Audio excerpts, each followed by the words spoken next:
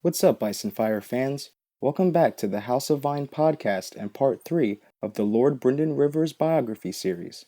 We ended part 2 with the complete and utter failure of the Second Blackfyre Rebellion, thanks to the heroic acts of Sir Duncan, Aegon V, and the giant host of soldiers that showed up at the gates of Whitewalls. As Hand of the King, Lord Brynden took Daemon Blackfyre II into the realm's custody to make sure Bittersteel and Daemon's younger brothers wouldn't rise up in another rebellion. Here we have Bloodraven explaining to Sir Duncan why keeping Daemon as a prisoner instead of executing him was the better move.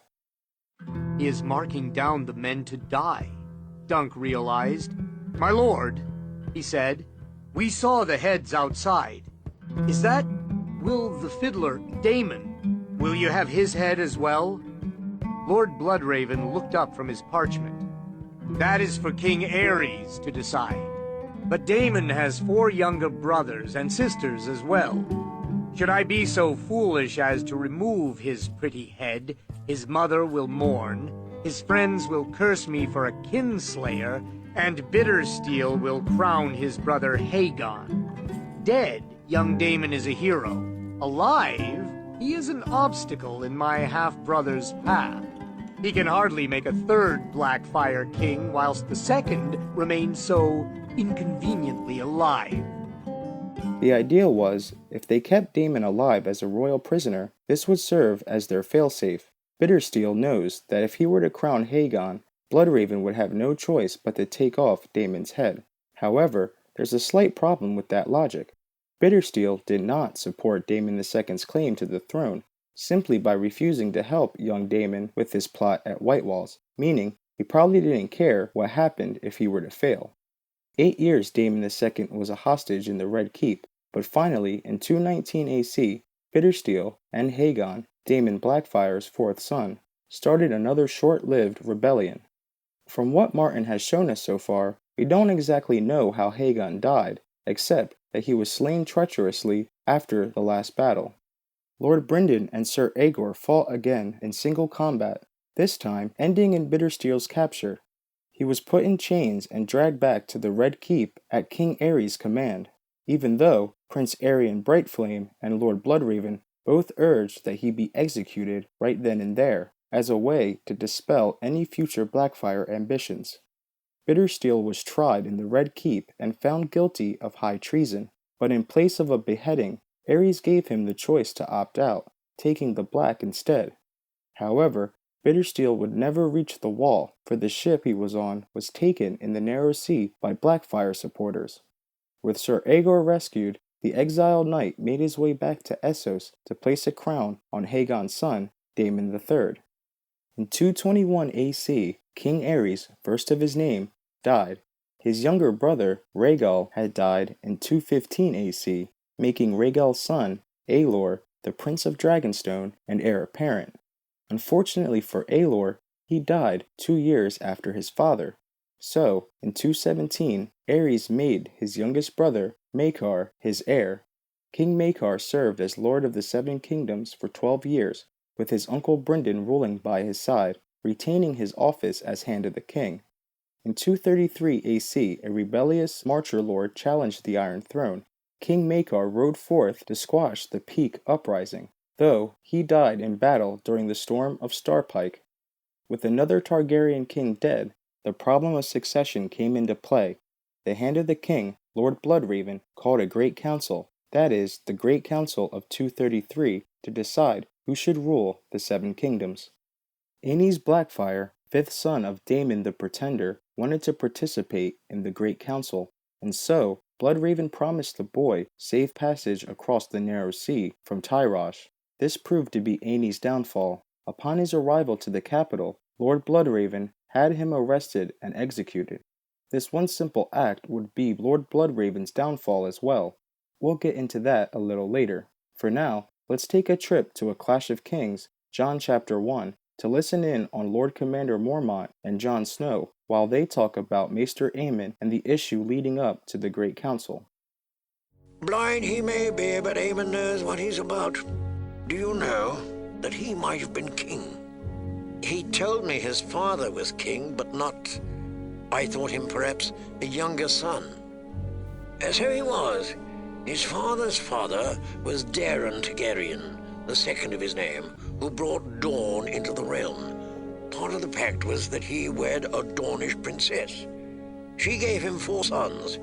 Aemon's father, Maekar, was the youngest of those, and Aemon was his 3rd son. Maester Aemon was named for the Dragon Knight. So he was. Some say Prince Aemon was King Daeron's true father, not Aegon the Unworthy. Be that as it may, our Aemon lacked the Dragon Knight's martial nature. He likes to say he had a slow sword but quick wits. Small wonder his grandfather packed him off to the Citadel. He was 9 or 10, I believe, and 9th or 10th in the line of succession as well. Mormont continued. Aemon was at his books when the eldest of his uncles, the heir apparent, was slain in a tourney mishap. He left 2 sons, but they followed him to the grave not long after, during the great spring sickness. King Daeron was also taken. So the crown passed to Daeron's 2nd son, Aerys. How long ago was this? 80 years, or close enough, the old bear said. And no, I still hadn't been born, although Aemon had forged 6 links of his maester's chain by then. Aemon took his vows and left the Citadel to serve at some lordling's court, until his royal uncle died without issue. The Iron Throne passed to the last of King Daeron's 4 sons. That was Maekar, Aemon's father. The new king summoned all his sons to court and would have made Aemon part of his council, but he refused. Instead, he served at the keep of his eldest brother, another Daeron. Well, that one died too, leaving only a feeble-witted daughter as heir. Some pox he caught from the whore, I believe. The next brother was Aerion. One night, in his cups, he drank a jar of wildfire, after telling his friends it would transform him into a dragon. But the gods were kind, and it transformed him into a corpse. Not quite a year after, King Maekar died in a battle against an outlaw lord. That was the year of the Great Council, he said. The lords passed over Prince Aerion's infant son and Prince Daeron's daughter, and gave the crown to Aegon. Yes and no. First, they offered it quietly to Aemon, and quietly he refused.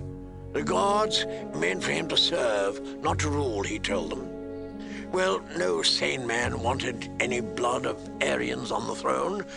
Daeron's girl was a lackwit, besides being female, so they had no choice but to turn to Aemon's younger brother, Aegon, the 5th of his name. Aegon the Unlikely, they called him, born the 4th son of a 4th son. So now we reach the reign of Aegon, 5th of his name, Targaryen. It was 233 AC when Aeg was crowned King of Westeros. His first act as Lord Protector of the realm was to have the now former Hand of the King, Lord Brynden, arrested. Bloodraven was tried for the murder of Aenys Blackfyre. I mentioned earlier that it would come back to bite him. Bloodraven claimed that he had sacrificed his honor for the good of the realm, and although most in the kingdom were fine with the death of another Blackfyre pretender, Aegon would not set Lord Bloodraven free. He felt that if he allowed the former Hand's act to go unpunished, it would tarnish the reputation of the Iron Throne. And so, Bloodraven was sentenced to death, but like Bittersteel, he was granted permission to take the Black. Maester Aemon also joined the Night's Watch after refusing to help his brother Aegon rule the 7 kingdoms. Let's head over to A Feast for Crows and listen to the conversation in which Maester Aemon tells Samwell Tarly about his trip north to the Wall. When last I passed this way, I saw every rock and tree and whitecap, and watched the grey gulls flying in our wake. I was 35, and had been a maester of the chain for 16 years. Aeg wanted me to help him rule, but I knew my place was here. He sent me north aboard the Golden Dragon, and insisted that his friend Sir Duncan see me safe to Eastwatch. And no recruit had arrived at the Wall with so much pomp since Nymeria sent the watch 6 kings in golden fetters. Egg emptied out the dungeons too, so I would not need to say my vows alone. My honor guard, he called them. One was no less a man than Brynden Rivers. Later he was chosen Lord Commander. Bloodraven, said Darien. I know a song about him. 1,000 Eyes and One, it's called. So that's it for part 3. In our 4th and final video, we'll go over what little information we have of Sir Brynden while serving the Night's Watch. We'll also talk about his disappearance north of the Wall, and then his later reappearance at the end of Dance with Dragons. Thanks for watching. Like and subscribe to stay updated and be the first to watch newly uploaded videos.